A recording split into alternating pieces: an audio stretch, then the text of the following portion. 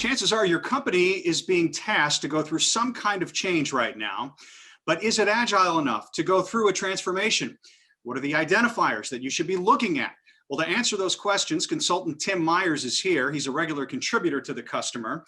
His latest article is entitled, "Don't Leave Your Enterprise Transformation to Chance." And we're here to take a deeper dive with him on that. Tim, thanks for joining me. Thanks for having me.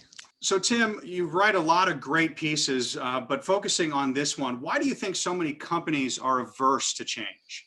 So thanks for that question. I don't think they're adverse to change. I think that whether it's executives or middle tier managers, companies believe they're actually good at change. The reality of it is that they fall short, not because of their desire to get there, but their actually ability to get there. And some of the things I touched on in the article, things like, are you aligned in a way where you're incenting employees to actually change? And the answer is almost always no, right? So if we pull the thread on that particular question, which is, if a company wants to become customer centric, for example, which is pretty prominent these days, they want to respond to customers' demands in this kind of omni-channel space, their ability to change into that company is hindered by the fact that they're still paying their employees on different metrics, right? So if you want to be a customer-centric company, you should pay your employees around metrics that drive customer centricity, not around metrics that drive product centricity, which is the traditional model, if you will. Yeah, and you talk about how companies are switching their paradigm from an inside-out model to more of an outside-in model, and you kind of touched a little bit on it just then. Can you expound on that a little bit more? Lots of companies are feeling commoditized, right? Digital transformations, there's that word again, right? The transformation, which is driving digital sales or digital service through mobile and the web are really taking away what differentiated customers when service was more physical based, right? So the fact that they're being commoditized, and it's easier for a company that is tiny to actually provide better customer service than a company that's large, is driving these changes. One of your earlier articles, you talk about identifying the problem, the fire drill versus, actually making wholesale changes and getting to the root of the problem. Why do you think so many companies have a difficult time actually identifying the problem at first in order to make that transformation? Yeah, it's really a skill. The idea of understanding the root cause of something, or really understanding what problem you're solving before you set out to address it is first and foremost a skill that I think a lot of executives, a lot of middle tier, and actually anybody up and down the ranks of a corporation really don't have great skills at doing that.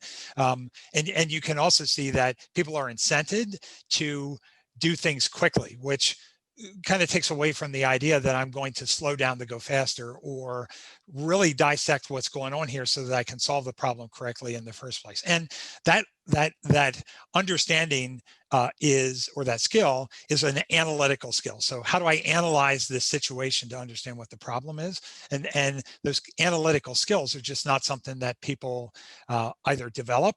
It's certainly not something that's taught in school, right? Or colleges or whatever, right? It's something that if you've got that skill, you've recognized it independently and you've developed it on your own. You also talk about the need for C-suite level engagement on something like this. A lot of companies, in my personal experiences, the need for change was obvious, but it was tasked on the rank and file to engineer that change. But you're saying, no, it's got to start with the CEO. It does, and the primary reason for that is that a large degree of the people that are involved in change don't actually have the either political power or the actual ability to make the change occur that they're being asked to drive, right? And if the C-suite, if the CEO and the COO and the CFO aren't all saying, do what the head of this transformation is telling you to do, people are not going to do it. And I have been in organizations where people are so entrenched in the way that they do things or the way that they've done things, the ability to be able to adapt to this new way is very difficult because they don't get the reassurance from the C-suite that they're doing the right thing in making these really fundamental changes to the way business processes operate in order to achieve a transformation. It's a lot to ask of people. And if the C-suite isn't saying, we've got your back, people, they're just not going to sign up for it because it feels too risky and scary to them. They don't want to be caught holding the bag, if you will, and be caught in that risky situation. And then also you talk about the challenge of, for a larger company, being able to sell that change to investors. Obviously, with the smaller companies, they can afford to be a little bit more nimble, but the challenge with the investors, can you talk about some of the barriers and obstacles that might create for a larger company, and how do they navigate that? Sure. And again, let's stick to customer-centric change. Although a digital transformation, right? If we rewind 20 years, or even more recent blockchain transformation, right? Any one of those things is going to disrupt the primary metrics that you're using to show success of your company. And if your investors, your private equity firm, your Wall Street, if they're not on board with that, if they don't understand that change is coming, they'll continue to look at older metrics and think that something's wrong, right? So and I'll make this up, right? If the idea is I want to have more profitable customers, but it's okay to have less of them, but I've been an organization that's been really driving metrics of customer growth. If Wall Street sees a drop in customer growth and they're not really looking towards the story of, but each customer is throwing off more margin or more revenue, then they're going to worry, and you'll get hit hard for that. So you really need to be able to manage everybody's understanding of what it is you're trying to do, right? So what does success look like? And you have to manage that up as a C-suite, and you have to manage that down. It really falls in their lap, right? The C-suite owns this, because a transformation is by definition a massive change to an organization, and you can't delegate that. It's got to be owned. You can't be a lazy C-suite and hope that somebody else is going to pick it up, because it will fail. It does every time. So how do you sell that to the top? Do you have to envision what the change is going to look like? I mean, if you're making a change, you're going into uncharted territory, right? So how can you give them that carrot at the end of the stick? Yeah, I think that the answer to that is that there are very few places where the territory is that uncharted, right? It's uncharted from an operations perspective, and what you do is you communicate your risk mitigation plan, right? So one of the things I mentioned in that last article is the idea that you really need to understand what the risks are, and you need to put that together up front so that you can mitigate those risks as you're reaching towards your future state, whatever that happens to be. And most transformations, you're not the first one doing it, right? If you're now digitally transforming, which still people are talking about, there's plenty of examples that you're really behind the curve, right? If you were the first one, right, then it was more difficult. And the best way to really do that is to kind of crawl, walk, run into it, which means that don't throw out your old business, right?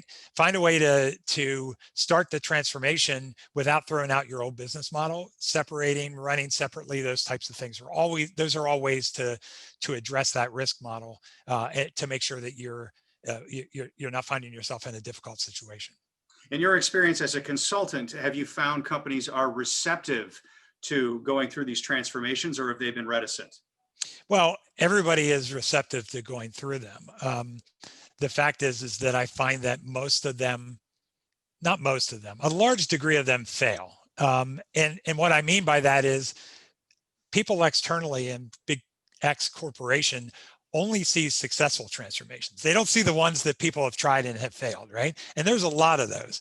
And by the way, internal transformations have a high degree of probability of being successful. So like 1 in 8, 1 in 10, right? Versus a startup trying to do something new is like 1 in 500, right? So you've got a much higher possibility of being successful.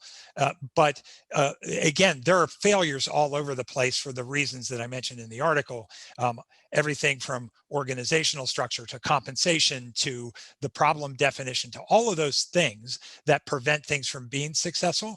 And those 7 out of the 8, right, that fail are because of those issues that people don't address up front, because they don't understand what a transformation truly is and what it takes. Do you find that there's any success in those failures? I think a lot of people are afraid of failure, and that's why there is some hesitancy to change.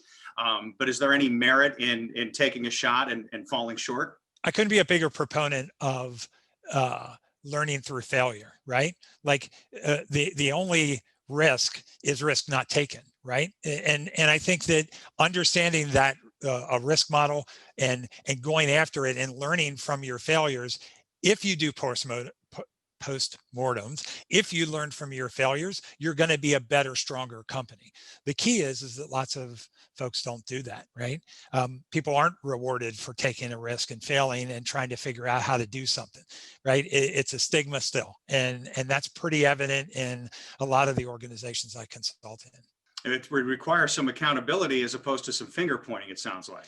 Well, and if you go back to the earlier comment about the C-suite, if the C-suite owns it and it fails, then the C-suite owns the failure. That's where the buck stops, right? And that has to be the case, is that because then the risk of failure and the risk of somebody's career being prematurely cut short is diminished significantly when the CEO is right there with you, or the COO or the CFO, right? Because we're all in this together is the right way to push transformations through an organization, as I said earlier. So Tim, you give a lot of insight into this topic. Where does that insight come from?